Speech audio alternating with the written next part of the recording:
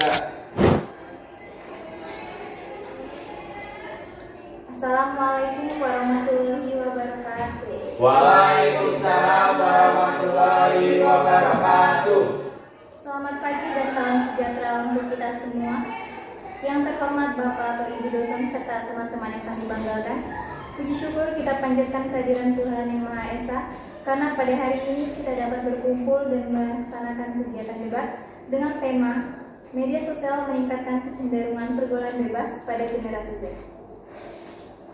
Sebelum debat dimulai, izinkan saya memperkenalkan diri. Saya Christine Putrawiningsih Harifa dan saya persilakan untuk tim A dan tim B memperkenalkan diri. Silakan. Baik, halo teman-teman semua. Kami dari tim A izin memperkenalkan diri dengan saya pribadi Riafal Mahfud Pramudia. Saya Maya Putri Ramadhani. Saya Mezin Putri. Halo teman-teman semua, kami dari tim B izinkan memperkenalkan diri dengan saya sendiri Muhammad Siddiq Dwi Saputra. Saya Muhammad Safina. Saya Putri Fadila Widiani. Baik, saya selaku moderator akan memandu jalannya debat pada hari ini agar berlangsung dengan tertib, lancar, dan saling menghargai pendapat. Baik, kita akan memasuki sesi debat. Debat akan dimulai dari tim A dan tim B. Sebelumnya, berdasarkan data dan penelitian yang termuat dalam jurnal yang kami bahas, media sosial terbukti memiliki peran signifikan dalam meningkatkan kecenderungan pergaulan bebas di kalangan mahasiswa. Perannya bukan sekedar sebagai sarana komunikasi, tetapi sudah menjadi bagian integral dari gaya hidup mahasiswa, mempengaruhi pola interaksi, nilai, dan perilaku secara langsung maupun tidak langsung. Selanjutnya kita masuk ke sesi penyampaian argumen pertama. Saya persilakan tim A untuk menyampaikan argumen pertama oleh pembicara pertama. Silakan. Baik, di sini saya akan menyampaikan argumen pertama, yaitu intensitas penggunaan media sosial berkorelasi dengan pergaulan bebas. Menurut penelitian yang dipublikasikan di jurnal, hampir 60% mahasiswa menggunakan media sosial dengan intensitas tinggi, khususnya Instagram dan TikTok. Intensitas ini berkorelasi positif dengan perilaku berisiko, seperti berinteraksi dengan orang lain dan terlibat dalam aktivitas tanpa pengawasan. Masalahnya, isi dari media sosial bukan hanya konten rekreasional, tetapi juga gaya hidup yang hubungannya terbuka dan juga tren yang bertentangan dengan norma. Artinya, hal-hal ini terus-menerus ditampilkan di layar kita, sedikit demi sedikit mengubah cara berpikir kita. Hal ini menunjukkan bahwa semakin sering mahasiswa menggunakan media sosial, semakin banyak uang yang mereka miliki untuk dihabiskan secara bebas. Baik, terima kasih atas penyampaian argumen pertama dari tim A. Selanjutnya, saya persilakan untuk tim B memberikan sanggahan atas argumen pertama dari tim A. Silakan.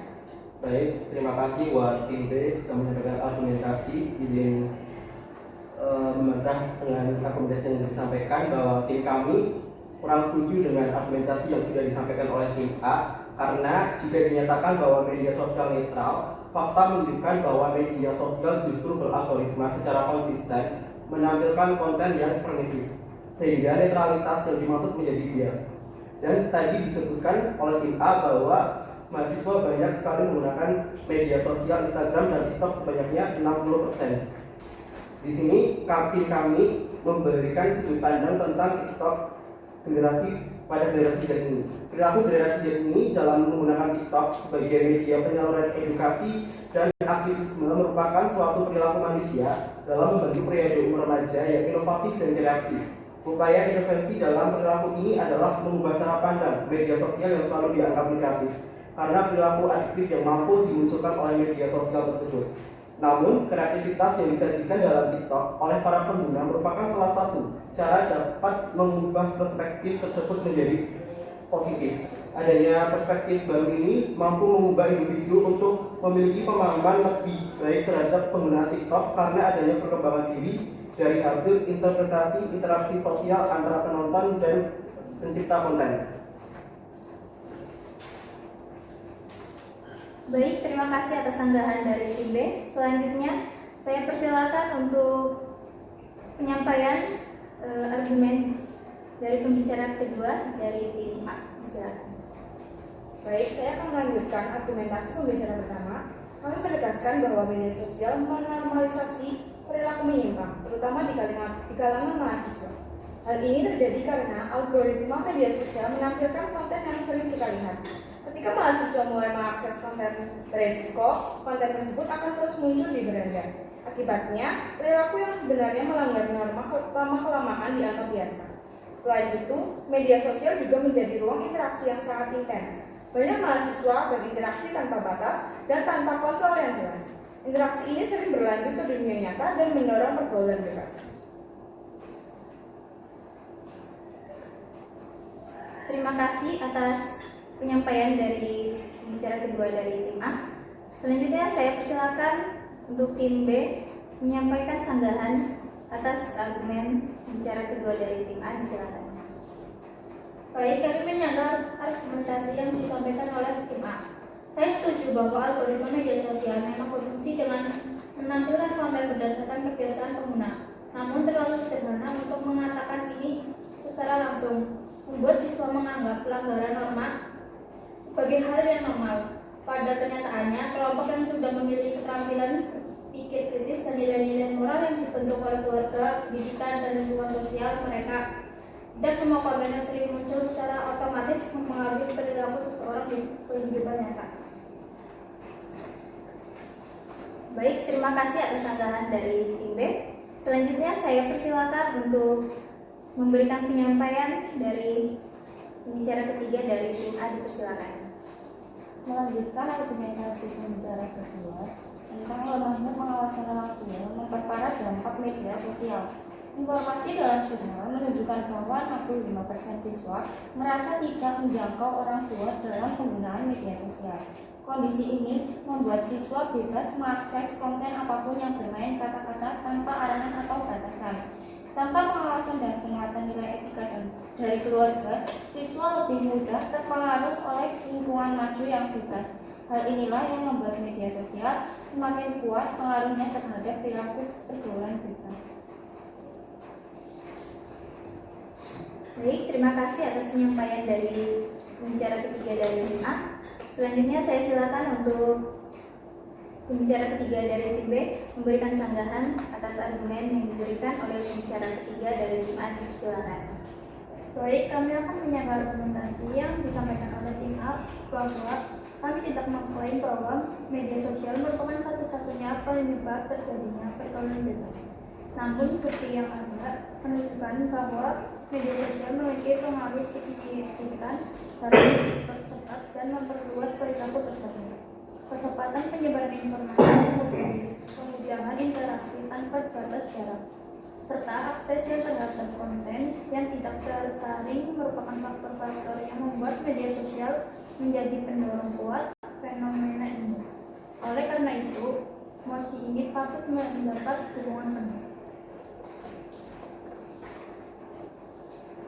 Baik, terima kasih atas penyampaian dan sanggahan dari tim A dan tim B.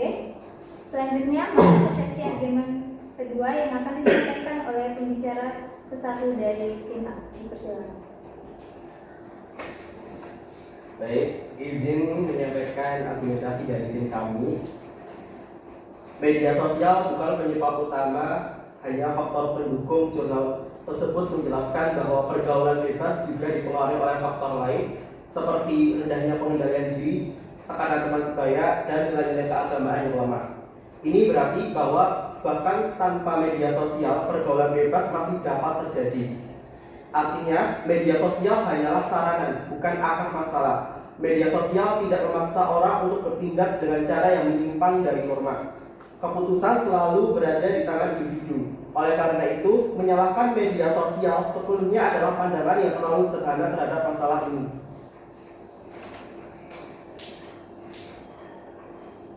Baik, terima kasih atas penyampaian dari argumen kedua oleh tim A. Dipersilakan untuk tim B memberikan sanggahan dari argumen kedua dari tim A. Dipersilakan. Baik, izin menanggapi argumen tersebut.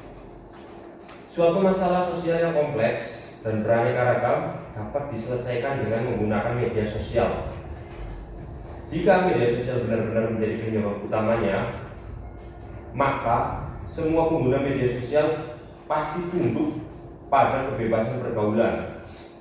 Namun kenyataannya tidak begitu.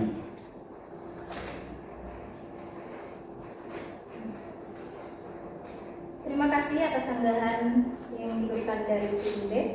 Selanjutnya, saya persilakan untuk tim A membacakan pembicara kedua dari argumen kedua oleh pembicara kedua. Persilakan. Baik, melanjutkan argumentasi pendapat pertama, kami menegaskan bahwa media sosial memiliki banyak dampak positif. Media sosial juga berfungsi sebagai alat untuk pendidikan, komunikasi, dan pengembangan pribadi bagi siswa. Jurnal tersebut menjelaskan bahwa jika digunakan dengan bijak, media sosial dapat membantu membangun literasi digital dan karakter positif. Jurnal tersebut juga menyebutkan bahwa media sosial dapat menjadi sarana pendidikan dan pengembangan diri jika digunakan dengan benar. Jadi masalahnya bukan pada media itu sendiri, tetapi pada bagaimana media tersebut digunakan. Terima kasih atas penyampaian dari tim A, dari pembicara kedua.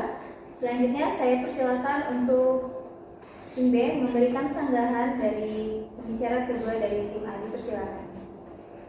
Baik, kami menyanggah argumentasi yang disampaikan oleh tim B bahwa memang benar media sosial bisa dimanfaatkan sebagai sarana pendidikan, komunikasi, dan pengembangan diri. Namun pernyataan bahwa masalahnya bukan pada media sosial, melainkan pada cara penggunaannya, justru mengabaikan realitas di lapangan. Faktanya, sistem media sosial dirancang dengan algoritma yang mendorong keterlibatan tinggi, bukan pembentukan karakter positif. Konten yang memicu emosi, sensasi, dan rasa penasaran justru lebih sering diprioritaskan daripada konten edukatif. Terima kasih atas sanggahan yang diberikan dari tim B. Selanjutnya, saya persilakan untuk tim A, pembicara ketiga, memberikan penyampaian argumen kedua. Dipersilakan. Saya akan mengargumentasikannya. Data menunjukkan bahwa 60% siswa-siswa tidak sepenuhnya memahami dampak negatif dari hubungan tersebut. Hal ini menunjukkan bahwa masalah utama terletak pada kurangnya pendidikan moral, literasi digital, dan pendidikan agama, bukan pada media sosial itu sendiri. Jika siswa memiliki pemahaman yang kuat, mereka dapat menyaring konten negatif tanpa pengaruh olehnya. Jika siswa memiliki pemahaman yang kuat, mereka tetap dapat menggunakan media sosial tanpa terpengaruh oleh konten yang buruk.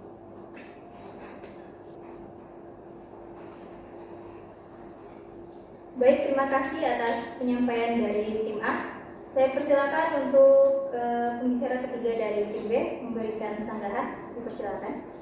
Baik, kami menyanggah argumentasi yang disampaikan oleh tim A bahwa media sosial tidak seharusnya dijadikan kambing hitam. Yang lebih penting adalah mengembangkan karakter, pengendalian diri, dan pemahaman nilai-nilai moral siswa, sehingga mereka dapat menggunakan media sosial dengan cara yang sehat dan bertanggung jawab.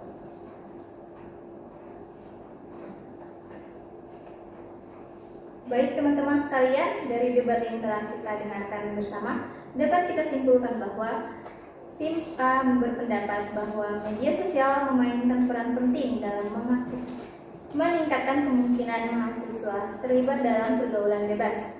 Sementara itu, tim B mengatakan bahwa media sosial bukanlah penyebab utama dari masalah ini, melainkan faktor-faktor seperti sikap individu dan pendidikan moral yang lebih memengaruhi perilaku mereka. Perbedaan pendapat ini menunjukkan bahwa isu media sosial dan pergaulan bebas adalah masalah kompleks yang perlu ditangani dengan bijak. Saya sebagai moderator, saya ingin mengucapkan terima kasih atas semua apresiasi dari peserta dan pendapat yang telah mereka berikan. Wassalamualaikum warahmatullahi wabarakatuh. Waalaikumsalam warahmatullahi wabarakatuh. One is the loneliest number that you'll